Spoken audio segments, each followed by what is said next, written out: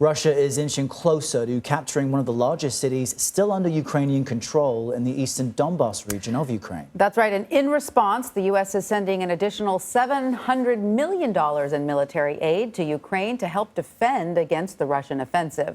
President Biden officially announced that package today. It includes a longer-range missile system to help deter Russian aggression. Secretary of State Antony Blinken discussed the U.S.'s newest military commitment to Ukraine.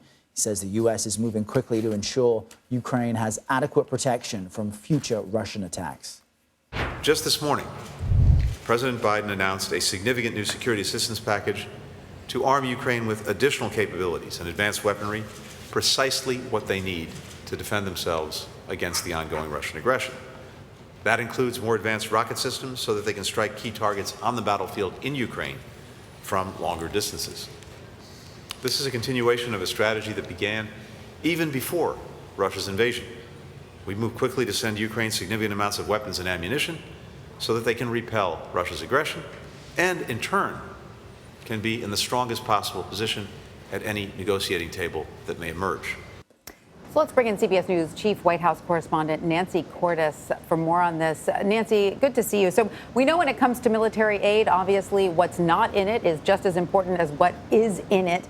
But can you give us an idea of what is included in the $700 million weapons package the U.S. is sending to Ukraine? Hey, Tanya. Hi, Errol. Yes, I sure can. So this latest package would include Javelin anti-tank weapon systems, some helicopters, some tactical weapons, and most importantly, as you heard there from the Secretary of State, a small number of high-tech, medium-range rocket systems that have a reach of about 50 miles or so. And the reason that's so pivotal is that right now the Ukrainians are fighting most fiercely in some areas that are controlled by Russians. And the only way they can really hope to fight back against the Russians is by firing rockets from outside that territory, particularly in the Donbas region. And so that's why they have been asking for these medium to long range weapons systems. You heard the president on Monday say that he wasn't going to give the Ukrainians any kind of weapon system that has the capability to strike Russian territory over the border, actually in Russia. The problem with that statement is that any weapon system can strike into Russian territory if you get close enough to the border. So that created a little bit of confusion. And we now know a couple of days later that the Ukrainians are going to get those medium-range weapon systems they've been looking for. Nancy, in an op-ed published in the New York Times, President Biden says, quote, America's goal is straightforward. We want to see a democratic, independent, sovereign, and prosperous Ukraine with the means to deter and defend itself against further aggression. Pulling that quote up onto the screen for viewers now. Pretty ambitious, especially considering the limited types of weapons the U.S. is providing. So how then does the administration plan on achieving this moving forward? Well, they continue to put the economic screws to Russia in concert with allies from around the world, maintaining sanctions, continuing to,